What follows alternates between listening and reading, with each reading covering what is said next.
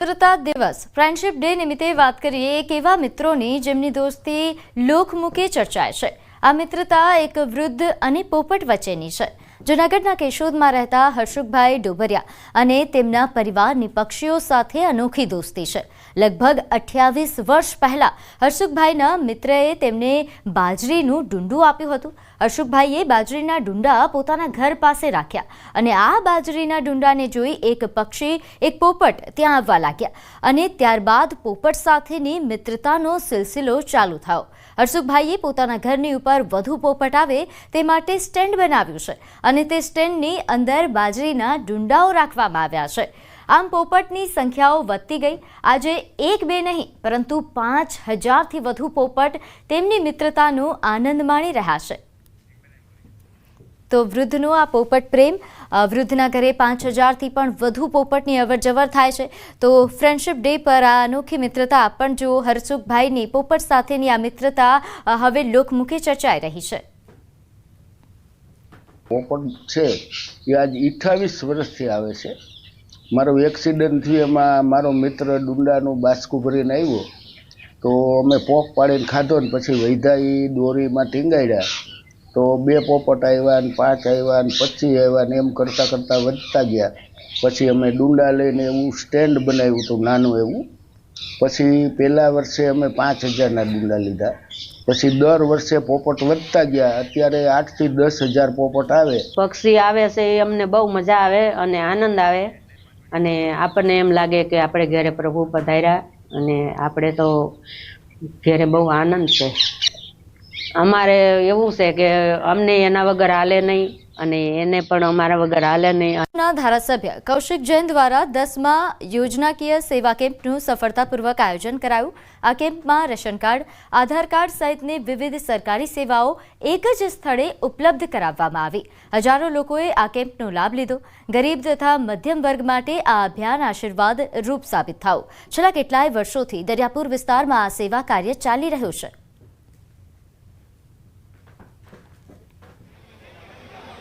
જ્યારથી હું ચૂંટાયા ત્યારથી આ વિસ્તારમાં 9 કેમ્પ મેં પૂરા કર્યા છે અને લગભગ 16000ની આસપાસ લોકોએ તેનો સીધો લાભ લીધેલો છે।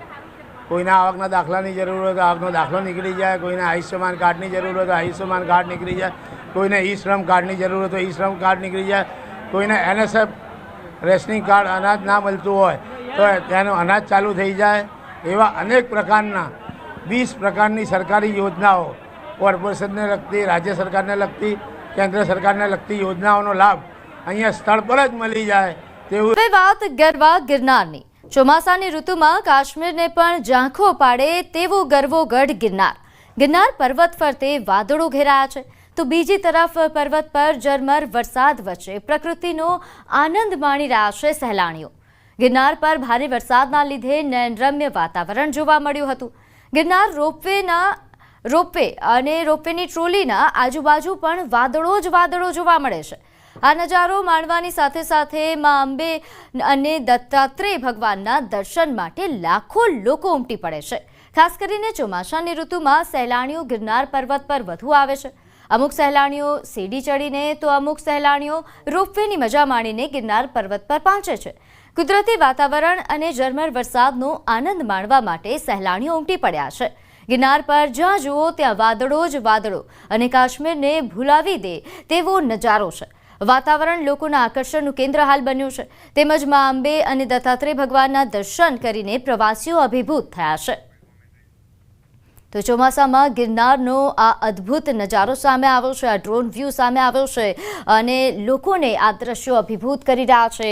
હાલ ચોમાસાની ઋતુમાં ગિરનારે જાણે કે સોળે કળાએ અહીંની પ્રકૃતિએ ખીલી હોય તે પ્રકારની આ દ્રશ્યો છે। અહીં જ્યાં જુઓ ત્યાં વાદળો જ વાદળો છે। ખાસ કરીને જે રોપવેની મુસાફરીની મજા માણી રહ્યા છે તેઓ જાણે કે વાદળોની વચ્ચેથી પસાર થતા હોય તેવો અનુભવ કરે છે।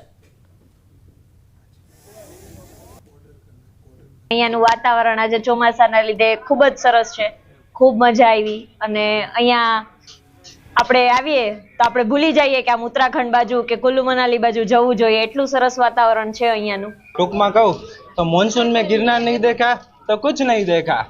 આપણે જમીનથી વાદળો જોઈએ, આજે વાદળોની વચ્ચે છીએ આપણે। અહીંનું વાતાવરણ બહુ સરસ છે મનાલી કરતાં પણ અહીંનું વાતાવરણ બહુ સરસ છે. અમે લોકો બહુ જ એન્જોય કરીએ છીએ અહીંયા. વરસાદી વાતાવરણ વચ્ચે ગિરનારનો આહલાદક નજારો આ સીધા જ દ્રશ્યોમાં બતાડીશ કે જે રીતે વરસાદી માહોલની અંદર ગિરનારનો કઈ રીતનું વાતાવરણ હોય છે સ્પષ્ટ રીતે દેખાઈ રહ્યું છે કે વાદળો ગિરનાર પર્વત સાથે આલિંગન કરતા હોય, વાર્તો કરતા હોય તેવા આ દ્રશ્યો અને આ પ્રકૃતિ સોળે કળાએ ખીલી ઉઠી છે. તો બીજી તરફ આપ જોઈ શકો છો કે આખું એ ગિરનાર જંગલ છે ને જે સૌંદર્ય ખીલી ઉઠ્યું છે ગિરનાર જંગલનું. મોટી સંખ્યામાં લોકો હાલ જે રીતે ગિરનાર પર્વત પર આવી પહોંચ્યા છે. વાદળો દેખાઈ રહ્યા છે અને હરિયાળી જાણે ખીલી ઉઠી છે તેવા દ્રશ્યો છે. મોટી સંખ્યામાં આજ રવિવારના દિવસે જે શ્રદ્ધાળુઓ છે, ભક્તો છે તે ઉમટી પડ્યા છે ગિરનાર પર્વત પર અને આ પ્રકૃતિનો આનંદ માણી રહ્યા છે. રોપવેની સફર પણ કંઈક અલગ જ હોય છે આ વાતાવરણમાં અને હાલ રોપવેની જે સફર છે તેની અંદર પણ મોટી સંખ્યામાં લોકો દૂરથી આ વાતાવરણનો આનંદ માણવા હાલ ગિરનાર પર્વત ખાતે આવી રહ્યા છે. અમાર બખાઈ ન્યૂઝ 18 ગુજરાતી ગિરનાર. પ્રકૃતિ અને પરમેશ્વરનો સમન્વય એટલે ગિરનાર પર્વત પર જે રીતે આહલાદક દ્રશ્યો જોવા મળી રહ્યા છે. વાદળો જાણે ગિરનાર પર્વત અને દત્ત જે ટૂંક છે તેની સાથે વાતો કરતા હોય, આલિંગન કરતા હોય તેવો નજારો છે. હાલ ગિરનાર પર્વતના ઉપર ન્યૂઝ 18 ની ટીમ પહોંચી છે આ આહલાદક નજારો જોવા માટે અને તેનો આનંદ માણવા માટે, આ પ્રકૃતિનો આનંદ માણવા માટે મોટી સંખ્યામાં જે લોકો છે, પ્રવાસીઓ છે તે અહીં ઉમટી પડ્યા છે. બીજી તરફ આ જે સીડી છે એ અંબાજી મંદિરથી દત્ત ટૂંક છે તે તરફ જાય છે અને અહીં વાદળોથી આખું એ આ જંગલ ગિરનાર પર્વત ઘેરાઈ ગયું છે ને તેના કારણે આગળનો કોઈ જ નજારો નથી જોવા મળતો. ફક્ત વાદળો જ અને જે સૌંદર્ય ખીલી ઉઠ્યું છે તે જ આખો નજારો અહીં જોવા મળી રહ્યો છે. દૂરથી લોકો ફક્ત ચોમાસાના વાતાવરણની અંદર અહીં આવી પહોંચે છે. ઝરમર વરસાદ શરૂ છે અને જે રીતે પ્રવાસીઓ છે તે હાલ આ પ્રાકૃતિક વાતાવરણનો નજારો જોવા માટે અહીં ઉમટી પડ્યા છે. આપણે બીજી તરફના જે દ્રશ્યો બતાડીશ કે મોટી સંખ્યામાં લોકો અહીં આરામ ફરમાવી રહ્યા છે, નાસ્તાની મજા માણી રહ્યા છે અને હાલ ફોટોગ્રાફી પણ આ સ્થળ ઉપરથી કરી રહ્યા છે. એટલે કે ગિરનાર પર્વત એ ચોમાસા માટે કે હિલ સ્ટેશન સમૂહ છે અને અહીં લાખોની સંખ્યામાં લોકો આ ચોમાસાની અંદર પ્રકૃતિનો આનંદ માણવા ઉમટી પડે છે. અમાર બખાઈ ન્યૂઝ 18 ગુજરાતી ગિરનાર. દાહોદમાં બ્રિજની મજબૂતીનું ટેસ્ટિંગ હાથ ધરાયું. બ્રિજ જર્જરિત હોવાથી નિરીક્ષણ કરાયું હતું. બ્રિજના વિવિધ ભાગના સેમ્પલ લેવાશે. સેમ્પલને વડોદરા લેબ ટેસ્ટ માટે મોકલાશે. બ્રિજ પર મોટા વાહનો પર હાલ પ્રતિબંધ મુકાયો. વહીવટી તંત્રની અણઆવડતનો લાઈવ નમૂનો દુર્ઘટનાને નોતરનાર વહીવટી તંત્રનો નમૂનો સામે આવ્યો છે. રોડ બનાવ્યો પણ વીજ પોલ હટાવવાનું ભૂલ્યા. દાહોદના લીમખેડામાં માર્કેટયાર્ડ રોડની ઘટના. રોડની વચ્ચે જ વીજ પોલ હટાવવાનું ભૂલી ગયા. તંત્ર દ્વારા ઇલેક્ટ્રિક પોલ પર કોઈ પણ પ્રકારનું રિફ્લેક્શન લાઇટ કે સાંકેતિક ચિહ્ન લગાવેલ નથી. પૂરપાટ ઝડપે આવી રહેલ કોઈ પણ વાહન ચાલકનું અકસ્માત થવાની ભીતિ સેવાઈ રહી છે. છોટાઉદેપુર જિલ્લામાં આદિજાતિ વિભાગ દ્વારા ચાલતી 59 આશ્રમ શાળામાંથી 13 આશ્રમ શાળાની સરકારે ગ્રાન્ટ બંધ કરી દીધી હોવાનું સામે આવ્યું, જેના કારણે અભ્યાસ કરતા બાળકોને ઘરે જવાનો વારો આવી શકે.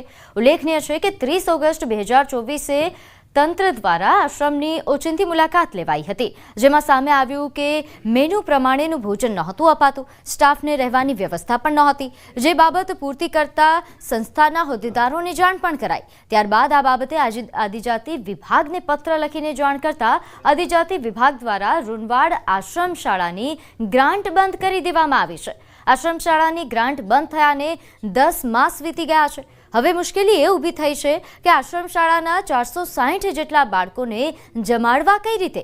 ગ્રાન્ટ બંધ થતાં આશ્રમ શાળાને ચલાવવા એ મુશ્કેલી પડી રહી છે. હવે વાલીઓ પણ તંત્રને ગ્રાન્ટ શરૂ કરવા માટે માંગ કરી રહ્યા છે. તારીખ 30/8/2024 રોજ સરકારશ્રીના અધિકારીઓ દ્વારા શાળાની મુલાકાત લેતા ભોજનાલય કાઢું છે તેવું મૌખિક સૂચન કરેલું અને રંગરોગાન કરવાનું સૂચન આપેલું હતું.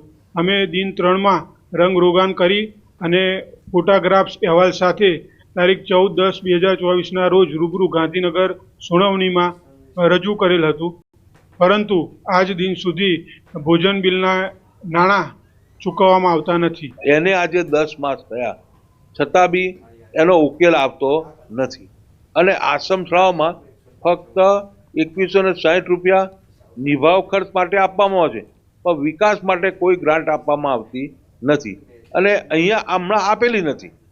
બાકી તો સંસ્થાએ બધી આ વ્યવસ્થા સંસ્થાએ આમ જનતા પાસેથી દાન ઉઘરાઈ અને કરેલી છે, એટલે જરૂરી સુવિધા તમામ છે, પણ કોઈ કારણસર અમને આ ગ્રાન્ટ બંધ કરવામાં આવેલી. છોકરાઓને અભ્યાસ ચાલુ રહેશે અને ભોજન કંઈ બંધ કરવામાં આવે. 1લી તારીખથી છોરાઓ ઘરેથી અભ્યાસ કરે એવું અમને જાણવા મળતા અમે વાલીઓ બધા અહીંયા આવી અને સંસ્થાશ્રીને શ્રીઓને અને સરકારશ્રીઓને જાણ કરવા સારું માટે આવ્યા છીએ અને બિલ સરકારશ્રીઓ મંજૂર કરે એવી અમારી માંગ છે. છોટાઉદેપુર જિલ્લો આદિવાસી બાહુલ્ય ધરાવતો જિલ્લો છે. છોટાઉદેપુર જિલ્લામાંથી કેટલાક લોકો શ્રમજીવી પરિવાર જે છે તે અન્ય જિલ્લાઓની અંદર રોજગારી માટે જતા હોય છે. તેઓની બાળકોની ચિંતા કરી છોટાઉદેપુર જિલ્લાની અંદર 59 જેટલી આશ્રમ શાળાઓ બનાવવામાં આવી છે. જે આશ્રમ શાળાની અંદર બાળકો અભ્યાસ કરી અને ત્યાં જ રહે તેની સુવિધા કરી છે. તેના કારણે સરકાર એક બાળક દીઠ 72 રૂપિયા નક્કી કરવામાં આવ્યા છે. તેમની આજે રૂણવાડ આશ્રમ શાળા છે ત્યાં ન્યૂઝ 18 ગુજરાતીની ટીમ પહોંચી છે અને આજે રૂણવાડ જે આશ્રમ શાળા છે તેને છેલ્લા 9 માર્ચથી સરકાર દ્વારા ગ્રાન્ટ બંધ કરી દેવામાં આવી છે. તેનું કારણ એક જ છે કે છોટાઉદેપુર જિલ્લાના જે ઉચ્ચ અધિકારી આશ્રમ શાળાની મુલાકાત લીધી હતી, તેઓની 13 જેટલી આશ્રમ શાળાઓની મુલાકાત કરી છે અને તેમનો આ 13 આશ્રમ શાળાની જે સરકાર તરફથી જે ગ્રાન્ટ આવતી હતી તે બંધ કરી દેવામાં આવી છે. તેના કારણે આશ્રમ શાળા ચલાવવું હાલ મુશ્કેલ બન્યું છે અને આશ્રમ શાળાના જે સંચાલકો છે, ટ્રસ્ટી મંડળ છે, તેઓ સરકાર પાસે એ જ આજાજી કરી રહ્યા છે કે સરકાર તરફથી જે ગ્રાન્ટ બંધ કરી દેવામાં આવી છે તેને પુનઃ શરૂ કરવામાં આવે તો આદિવાસી બાળકોનું ભાવિ બગડે નહીં. સેજબ ખત્રી, ન્યૂઝ 18 ગુજરાતી. બનાસકાંઠામાં પડેલા ભારે વરસાદના કારણે ખેતરો પાણીથી તરબોળ થઈ ગયા હતા, તો બીજી તરફ દિયોદર પાસે આવેલા તળાવો ખાલી પડ્યા છે. તળાવોમાં પાણી ન હોવાના કારણે દશામાની મૂર્તિનું વિસર્જન કરવા આવેલા ભક્તો રજડી પડ્યા. દિયોદરનું સણાદર તળાવ હાલ તળિયાજાટક થઈ ગયેલું છે. આ તળાવમાં દર વર્ષે દિયોદર, ભાભર, કાંકરેજ, ભીલડી જેવા વિસ્તારોમાંથી ભક્તો દશામાની મૂર્તિના વિસર્જન માટે આવતા હોય છે, પરંતુ તળાવ આ વર્ષે તળિયાજાટક હોવાથી ભક્તો મૂર્તિઓને બાવળની જાળીમાં અને તળાવમાં અધવચ્ચે મૂકવા મજબૂર બન્યા. દશામાના 10 દિવસ વ્રત કર્યા છે, તો પૂજા કરી પણ હોય ભદ્રાવા આવ્યા છે, પણ તળાવમાં પાણી નથી સણાદર, એટલે અમારે એમ કે પાણીની વ્યવસ્થા હોત તો અમે સારી રીતે જીલાડોત ભદ્રાવોત. અમે 10 દિવસ પૂજા કરી, હવે તળાવમાં પાણી નહીં, દશામાં ભદ્રાવા આવ્યા છે, એમને મૂર્તિ મેલી કોરામાં મૂર્તિ મેલીને હવામાન વિભાગની આગાહીની આગામી 7 દિવસ રાજ્યમાં છૂટાછવાયા વરસાદની આગાહી વ્યક્ત કરવામાં આવી છે. આગામી 24 કલાક યલો એલર્ટ અપાયું છે. ઉત્તર ગુજરાતના જિલ્લાઓ માટે આ યલો એલર્ટ આપવામાં આવ્યું છે. અપર એર સર્ક્યુલેશન સક્રિય થતાં વરસાદની આગાહી વ્યક્ત કરાઈ છે. સાબરકાંઠા, બનાસકાંઠામાં હળવા વરસાદની આગાહી, તો અરવલ્લીમાં પણ યલો એલર્ટ જાહેર કરવામાં આવ્યું, ત્યાં પણ હળવા વરસાદની આગાહી વ્યક્ત કરવામાં આવી છે. અત્યાર સુધી રાજ્યમાં 19% વધુ વરસાદ રહ્યો. અમદાવાદમાં હળવાથી મધ્યમ વરસાદની આગાહી.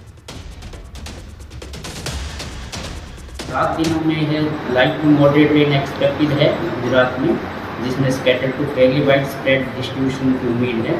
और डे 1 में येलो अलर्ट रखा गया है नॉर्थ गुजरात रीजन के लिए, जिसमें साबरकांठा, अरावली और महिसागर डिस्ट्रिक्ट्स हैं. और अगर कोस्टल की बात करें तो डे 1 में 15 से 20 किलोमीटर नॉर्थ रखी गई है, means both north Gujarat coast और साउथ गुजरात कोस्ट के लिए. और डे 2 से डे 5 तक जो नॉर्थ गुजरात कोस्ट है उसमें 40 से 50 किलोमीटर गस्टिंग 60 किलोमीटर विंड की स्पीड दी गई है, जो मछुआरों के लिए